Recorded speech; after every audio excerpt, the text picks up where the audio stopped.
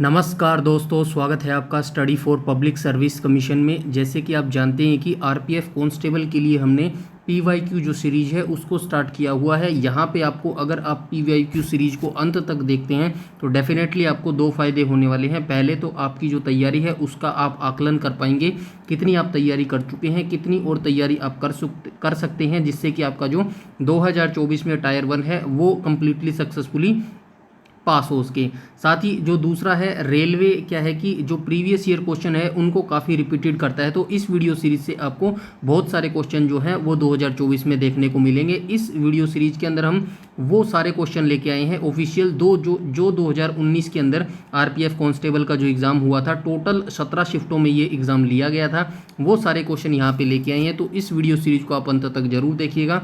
Definitely आपको जो अपना एग्ज़ाम है 2024 का उसके अंदर बहुत बेनिफिट होने वाला है, क्योंकि जो अभी वैकेंसी आई है 2024 में काफ़ी वैकेंसियाँ कम आई हैं, 4600 मात्र वैकेंसी आई हैं दोनों को मिलाकर, कांस्टेबल और एसआई को। इस हिसाब से ये जो कंपटीशन है वो हाई हो जाता है। इसीलिए आपकी जो तैयारी है वो काफ़ी अच्छे से करवाने के लिए हमने जो पीवाईक्यू सीरीज है पूरी वो यहाँ पे फ्रेम कर दी है। पूरी प्लेलिस्ट बना दी गई है, 1 बाय 1 आपको वो सारी पीडीएफ सारी जो वीडियो है वो देखनी है। अगर आप इस वीडियो सीरीज की सारी पीडीएफ फ्री में चाहते हैं तो हमारे टेलीग्राम को जल्दी से जल्दी ज्वाइन कर लीजिएगा, जिसका लिंक आपको इस वीडियो के डिस्क्रिप्शन में मिल जाएगा। आज हम आरपीएफ कांस्टेबल पीवाईक्यू सीरीज का जो 31वां भाग है वो यहाँ पे डिस्कस करने वाले हैं। इससे पहले 30 भाग आ चुके हैं, तो वो 30 भाग आप जरूर से ज़रूर देख लीजिएगा। काफ़ी फैक्चुअल इंपॉर्टेंट डाटा वहाँ पे बता दिया गया है। तो आज हम जो 31वां भाग डिस्कस करने वाले हैं, चलिए इसकी स्टार्ट कर लेते हैं। और एक और बात मैं कहना चाहूँगा, वीडियो के एंड में आप कमेंट सेक्शन में अपना स्कोर जरूर कमेंट करके बताइएगा कितना स्कोर आप यहाँ पे जो है वो ठीक कर पा रहे हैं। तो चलिए वीडियो की जो है वो शुरुआत कर लेते हैं। तो यहाँ पे देख लेना, पार्ट नंबर 31 है आरपीएफ कांस्टेबल पीवाईक्यू सीरीज 2018-19, यानी कि 2018 में इसका नोटिफिकेशन आया था और जो एग्ज़ाम था टायर 1 का वो 19 में कंडक्ट करवा लिया गया था। टोटल 17 शिफ्टों में ये एग्ज़ाम जो है वो कंडक्ट करवाया गया था। तो चलिए क्वेश्चन नंबर फर्स्ट पे आ जाते हैं हम। क्वेश्चन नंबर फर्स्ट में कहा गया, निम्न में से किस देश के साथ लगने वाली भारत की सीमा जो है वो सबसे लंबी है? तो भारत की जो सीमा है वो बांग्लादेश के साथ लगती है, और बांग्लादेश के साथ, ये मैंने आंसर ही बता दिया इसका, कोई बात नहीं, चलिए कोई बात नहीं, आपको बता देते हैं। तो क्वेश्चन नंबर फर्स्ट का राइट ऑप्शन हो जाएगा ऑप्शन नंबर ए। जो भारत है उसकी जो सीमा रेखा है वो सबसे जो ज़्यादा लंबी है वो बांग्लादेश के साथ लगती है। तो यहाँ पे क्वेश्चन नंबर जो फर्स्ट है उसका राइट ऑप्शन हो जाएगा ऑप्शन नंबर ए।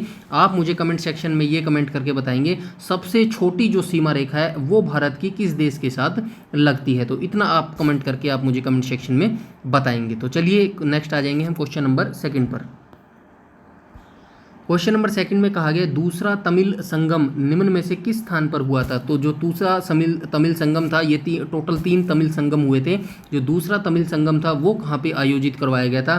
तिरुनेलवेली में कंडक्ट करवाया गया था, मदुरई में संपन्न करवाया गया था, कपाटपुरम में वो जो है कंडक्ट करवाया गया था, या फिर दक्षिणी मदुरई में संपन्न करवाया गया था। क्वेश्चन नंबर सेकंड का राइट ऑप्शन हो जाएगा ऑप्शन नंबर सी। तो ये जो दूसरा तमिल संगम था ये कपाटपुरम के अंदर जो है वो संपन्न करवाया गया था। नेक्स्ट आ जाएंगे हम क्वेश्चन नंबर 3 पर। क्वेश्चन नंबर 3 में कहा गया है, पौधों में तने और जड़ों का आकार किस ऊतक के कारण बढ़ता है? जो पौधे होते हैं हमारे, उनके अंदर जो तने होते हैं, उनके जो तने होते हैं और जो उनकी जड़ होती है वो किस कारण उनकी जो गति है वो बढ़ती है, मतलब वो जो तने होते हैं वो किस कारण बढ़ते हैं? शीर्षस्थ विभाज्य एपिकल मेरिस्टेम के कारण बढ़ती है, अंतरीय अभिज्योतक यानी कि इंटरकॉलरी मेरिस्टेम के कारण बढ़ती हैं, पर्शन अभिज्योतक के कारण बढ़ती है, या फिर मृद्वतक पेरेकाइमा के द्वारा कारण बढ़ती है। क्वेश्चन नंबर 3 का राइट ऑप्शन हो जाएगा ऑप्शन नंबर ए। तो ये जो शीर्षस्थ विभज्य है यानी कि एपिकल मेरिस्टेम है, इसी के कारण पौधों के जो तने हैं और जो जड़ों हैं उनका विकास होता है। नेक्स्ट आ जाएंगे हम क्वेश्चन नंबर 4 पर। क्वेश्चन नंबर 4 में कहा गया है कि क्राइस्ट द रिडीमर प्रतिमा किस देश में स्थित है? तो ये एक प्रतिमा है, यानी कि एक मूर्ति है, क्राइस्ट द रिडीमर नाम की एक प्रतिमा है, मूर्ति है। ये किस देश में अवस्थित है? इंग्लैंड में अवस्थित है, पुर्तगाल में अवस्थित है, अमेरिका में अवस्थित है, या फिर ब्राज़ील में अवस्थित है? क्वेश्चन नंबर 4 का राइट ऑप्शन हो जाएगा ऑप्शन नंबर डी। तो क्राइस्ट द रिडीमर नाम की जो मूर्ति है ये ब्राज़ील देश के अंदर अवस्थित है। क्वेश्चन नंबर 4 का राइट ऑप्शन हो जाएगा ऑप्शन नंबर डी। नेक्स्ट आ जाएंगे हम क्वेश्चन नंबर 5 पर। क्वेश्चन नंबर 5 में कहा गया, प्रत्येक उत्पादन भूमि श्रम, भौतिक पूंजी और मानव पूंजी को मिलाकर संभव है, क्या कहलाते हैं? ये सभी मिल जाएं तो क्या कहलाते हैं? अवसंरचना, उत्पादन के 3 प्रकार, उत्पादन के घटक या फिर उत्पादन की प्रक्रिया। क्वेश्चन नंबर 5 का जो है राइट ऑप्शन हो जाएगा ऑप्शन नंबर सी। तो ये हो जाएंगे उत्पादन के घटक, यानी कि जो भूमि है, श्रम है, भौतिक पूंजी है और मानव पूंजी है, इन सभी को अगर मिला दिया जाए तो ये सभी क्या कहलाते हैं? ये कहलाते हैं उत्पादन के घटक। नेक्स्ट आ जाएंगे हम क्वेश्चन नंबर 6 पर। क्वेश्चन नंबर 6 में कहा गया है रियो ओलंपिक 2016, ये उस टाइम के करंट से रिलेटेड क्वेश्चन पूछा गया है। अभी हम हिस्ट्री से रिलेट करके इस क्वेश्चन को देखेंगे। रियो ओलंपिक 2016 में किस देश ने बास्केटबॉल के महिला और पुरुष दोनों में स्वर्ण पदक जीता था? जो रियो ओलंपिक 2016 हुआ था उसके अंदर किस देश ने बास्केटबॉल स्पोर्ट्स यानी खेल के अंदर महिला और पुरुष दोनों वर्गों में स्वर्ण पदक जीता था? क्या अमेरिका ने जीता था, साइबेरियन ने जीता था, स्पेन ने जीता था या फिर इटली ने जीता? क्वेश्चन नंबर 6 का राइट ऑप्शन हो जाएगा ऑप्शन नंबर ए। तो ये जो अमेरिका देश है इसी के महिला और पुरुष दोनों वर्गों ने रियो ओलंपिक 2016 में स्वर्ण पदक जीता था। और जानकारी के लिए मैं आपको बता दूं, जो ये बास्केटबॉल का जन्म है वो भी अमेरिका देश में ही हुआ है। नेक्स्ट आ जाएंगे हम क्वेश्चन नंबर 7 पर। तो क्वेश्चन नंबर 7 में कहा गया गुरु ग्रंथ साहिब का पवित्र ग्रंथ है। तो गुरु ग्रंथ साहिब है वो किसका पवित्र ग्रंथ है? हिंदू धर्म का पवित्र ग्रंथ है, जैन धर्म का पवित्र ग्रंथ है, सिख धर्म का पवित्र ग्रंथ है या फिर बौद्ध धर्म का पवित्र ग्रंथ है? क्वेश्चन नंबर 7 का जो है वो राइट ऑप्शन हो जाएगा ऑप्शन नंबर सी। तो ये जो गुरु ग्रंथ साहिब ग्रंथ है, गुरु ग्रंथ साहिब जो पवित्र ग्रंथ है, ये सिख लोग जो होते हैं उनका एक पवित्र ग्रंथ है। नेक्स्ट आ जाएंगे हम क्वेश्चन नंबर 8 पर। तो क्वेश्चन नंबर 8 में कहा गया भारत में सार्वजनिक लोक लेखा समिति का गठन कब हुआ था? तो भारत में सार्वजनिक जो लोक लेखा समिति है इसका गठन कब हुआ था? 1932 में, 1925 में, 1921 में या फिर 1943 में? क्वेश्चन नंबर 8 का राइट ऑप्शन हो जाएगा ऑप्शन नंबर सी। तो ये हो जाएगा 1921। भारत में जो सार्वजनिक लोक लेखा समिति है इसका गठन 1921 में किया गया था। नेक्स्ट आ जाएंगे हम क्वेश्चन नंबर 9 पर।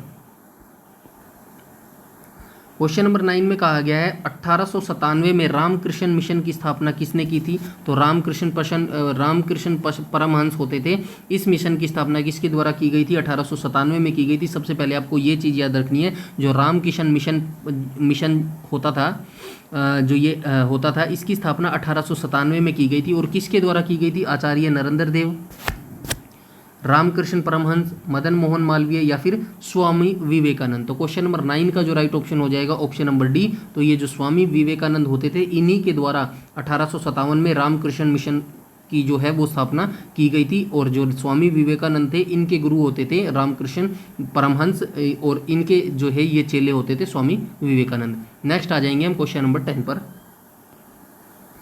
तो क्वेश्चन नंबर 10 में कहा गया प्रधानमंत्री फसल बीमा योजना की शुरुआत किस वर्ष हुई थी? तो प्रधानमंत्री फसल बीमा की जो शुरुआत है 2014 में हुई थी, 2018 में हुई थी, 16 में हुई थी या फिर 2017 में हुई थी? क्वेश्चन नंबर 10 का राइट ऑप्शन हो जाएगा ऑप्शन नंबर सी। तो ये जो प्रधानमंत्री फसल बीमा की योजना की शुरुआत है ये सन 2016 में की गई थी। नेक्स्ट आ जाएंगे हम क्वेश्चन नंबर 11 पर। क्वेश्चन नंबर 11 में कहा गया जापान की मुद्रा क्या है? तो जापान की मुद्रा कौन सी है? जापानी कोरोना, जापानी रियाल, जापानी येन या फिर जापानी बोलीवियर? तो क्वेश्चन नंबर 11 का ऑप्शन आंसर आपने देख ही लिया होगा। क्वेश्चन नंबर 11 का राइट ऑप्शन हो जाएगा ऑप्शन नंबर सी। तो ये हो जाएगा जापानी येन। जापानी मुद्रा का क्या नाम है? जापानी येन। नेक्स्ट आ जाएंगे हम क्वेश्चन नंबर 12 पर। क्वेश्चन नंबर 12 में कहा गया है कि अंग्रेजों के साथ कौन सी संधि के फलस्वरूप रणजीत सिंह ने शीश सतलज प्रदेशों पर अंग्रेजों के अधिकार को स्वीकार कर लिया था? तो अंग्रेजों के साथ कौन सी संधि हुई थी महाराजा रणजीत सिंह की, जिसके स्वरूप शीश सतलज प्रदेशों पर अंग्रेजों का जो अधिकार है वो महाराजा रणजीत सिंह ने स्वीकार कर लिया था? तो क्या अमृतसर संधि के बाद किया था, सिंधी की संधि के बाद किया था, सिंध की संधि के बाद किया था, पुष्कर की संधि के बाद या फिर सालबाई की संधि के बाद? क्वेश्चन नंबर 12 का राइट ऑप्शन हो जाएगा ऑप्शन नंबर ए। तो ये अमृतसर की संधि के बाद अंग्रेजों के साथ जो रणजीत सिंह का जो संधि हुई थी अमृतसर की संधि, इसके बाद जो शीश सतलज प्रदेश थे उस पर अंग्रेजों का अधिकार महाराजा रणजीत सिंह के द्वारा स्वीकार कर लिया गया था। नेक्स्ट आ जाएंगे हम क्वेश्चन नंबर 14 पर। इसके अंदर कहा गया बांग्लादेश पाकिस्तान से किस वर्ष अलग हुआ था, जिसमें जो भारत देश है उसने महत्वपूर्ण भूमिका निभाई थी? तो कब हुआ था बांग्लादेश पाकिस्तान से अलग? 1949 में, 1950 में, 1971 में या फिर 1962 में। क्वेश्चन नंबर जो 13 है उसका राइट ऑप्शन हो जाएगा ऑप्शन नंबर सी हो जाएगा। तो ये 1971 में जो बांग्लादेश था वो पाकिस्तान से अलग हो गया था। नेक्स्ट आ जाएंगे हम क्वेश्चन नंबर 14 पर। तो क्वेश्चन नंबर 14 में कहा गया पृथ्वी का द्रव्यमान कितना है। तो पृथ्वी का द्रव्यमान कितना है, क्वेश्चन नंबर 14 का राइट ऑप्शन हो जाएगा ऑप्शन नंबर डी। तो पृथ्वी का द्रव्यमान हो जाएगा 5.97 × 10⁻²4 किलोग्राम। तो ये पृथ्वी का जो है वो द्रव्यमान हो जाएगा। नेक्स्ट आ जाएंगे हम क्वेश्चन नंबर 15 पर। तो 15 में कहा गया लखनऊ में 1857 का विद्रोह किसने किया था। विद्रोह का नेतृत्व का किसने किया था। तो कुंवर सिंह ने किया था, बेगम हजरत महल ने किया था, लक्ष्मीबाई ने किया था या फिर बहादुर शाह ने किया था। क्वेश्चन नंबर 15 का जो है वो राइट ऑप्शन हो जाएगा ऑप्शन नंबर बी। तो ये जो लखनऊ से 1857 के विद्रोह का नेतृत्व किया था ये किया था बेगम हजरत महल के द्वारा। इसे ही 1857 को ही पहला स्वतंत्रता संग्राम बोला जाता है। क्वेश्चन नंबर 15 का राइट ऑप्शन हो जाएगा ऑप्शन नंबर बी। आप मुझे कमेंट सेक्शन में ये बताएंगे जो रानी लक्ष्मीबाई थी इनके द्वारा 1857 में कहाँ से विद्रोह का जो नेतृत्व है वो किया गया था। नेक्स्ट आ जाएंगे हम क्वेश्चन नंबर 16 पर। तो क्वेश्चन नंबर 16 में कहा गया प्रसिद्ध यात्री फाहियान का संबंध किस देश से है। तो ये जो प्रसिद्ध यात्री फाहियान था इसका संबंध किस देश से, इटली से आया था। ये एक वो था क्या बोलते हैं उसको, घूमने वाला पर्सन। तो इटली से था, ग्रीस से था, चीन से था या फिर पर्सिया से था। क्वेश्चन नंबर 16 का राइट ऑप्शन हो जाएगा ऑप्शन नंबर सी। तो ये हो जाएगा चाइना से। तो प्रसिद्ध यात्री जो है फाहियान था ये चाइना से बिलोंग करता था। तो ये घूमने के पर्पज से आया था भारत के अंदर। नेक्स्ट आ जाएंगे हम क्वेश्चन नंबर 17 पर। 17 में कहा गया है किसी असमतल तल पर पड़ने वाली सभी समांतर किरणें जब परिवर्तित होकर असमांतर हो जाती हैं तो यह परिवर्तन कहलाता है। क्या कहलाता है, प्रवाही परिवर्तन कहलाता है, विसरित परिवर्तन कहलाता है, संचरित परिवर्तन कहलाता है या फिर नियमित परावर्तन कहलाता है। क्वेश्चन नंबर 17 का राइट ऑप्शन हो जाएगा ऑप्शन नंबर बी। तो ये विसरित परावर्तन कहलाता है। तो क्वेश्चन नंबर 17 का राइट ऑप्शन हो जाएगा ऑप्शन नंबर बी। नेक्स्ट आ जाएंगे हम क्वेश्चन नंबर 18 पर। 18 में कहा गया सरदार सरोवर परियोजना निम्न में से किस नदी पर स्थित है। तो जो सरदार सरोवर परियोजना है किस नदी पर अवस्थित है, कावेरी पर, नर्मदा पर, तापी पर या फिर कृष्णा पर। क्वेश्चन नंबर 18 का राइट ऑप्शन हो जाएगा ऑप्शन नंबर बी। तो ये जो सरदार सरोवर परियोजना है ये नर्मदा नदी के ऊपर स्थित है। नेक्स्ट आ जाएंगे हम क्वेश्चन नंबर 19 पर। और 19 में कहा गया सरकार द्वारा सरकारी प्रतिबंधों और बाधाओं को हटाया जाना क्या कहलाता है। तो जो सरकार होती है, सरकार के द्वारा सरकारी प्रतिबंध हटा दिए जाते हैं किसी चीज़ से या फिर बाधाओं को दूर कर दिया जाता है, उसको क्या कहा जाता है, उदारीकरण, निजीकरण, आधुनिकीकरण या फिर औद्योगिकीकरण। तो क्वेश्चन नंबर जो 19 है उसका राइट ऑप्शन हो जाएगा ऑप्शन नंबर ए। तो ये हो जाएगा उदारीकरण। क्वेश्चन नंबर 19 का राइट ऑप्शन हो जाएगा ऑप्शन नंबर ए, उदारीकरण कहलाएगा जब सरकार किसी पर प्रतिबंध हटा देती है। तो नेक्स्ट आ जाएंगे क्वेश्चन नंबर 20 जो कि आज का लास्ट क्वेश्चन है। 1724 में निजाम उल मुल्क आसफ जाह ने किस प्रांत की स्थापना की थी। किसकी की थी, अवध की थी, बंगाल की थी, हैदराबाद की थी या फिर मैसूर की थी। क्वेश्चन नंबर 20 का राइट ऑप्शन हो जाएगा ऑप्शन नंबर सी। तो ये हैदराबाद की जो स्थापना थी ये निजाम उल मुल्क के द्वारा की गई थी। कब की गई थी, 1724 के अंदर की गई थी। तो ये आज के टॉप 20 क्वेश्चन थे जो हमने यहाँ पे डिस्कस किए। आई होप आपको वीडियो अच्छी लगी होगी। ज़्यादा से ज़्यादा इस वीडियो को शेयर कीजिएगा। जिस भी ग्रुप से आप जुड़े हों प्लीज़ वहाँ पे आप शेयर कर दीजिएगा जिससे आपको सभी बच्चों का इसका लाभ मिल सके। और वीडियो पर पहली बार अगर आप चैनल पर पहली बार विजिट कर रहे हैं तो चैनल को सब्सक्राइब कर लीजिएगा और बेल आइकन बटन को टैप कर लीजिएगा ताकि समय पर आपको सारी नोटिफिकेशन मिलती रहें। यूट्यूब पर अगर आप हमें फॉलो करते हैं तो प्लीज़ हमारा टेलीग्राम ग्रुप जरूर से जरूर ज्वाइन कर लीजिएगा। इस वीडियो सीरीज़ की कंप्लीट PDF आपको टेलीग्राम पर ही मिलने वाली है। तो इस वजह से टेलीग्राम हमारा जरूर से जरूर ज्वाइन कर लीजिएगा। कमेंट सेक्शन में अपना स्कोर जरूर बताइएगा कितना आप एग्जैक्ट ठीक कर पा रही हैं। इस वीडियो में इतना ही, तब तक के लिए धन्यवाद।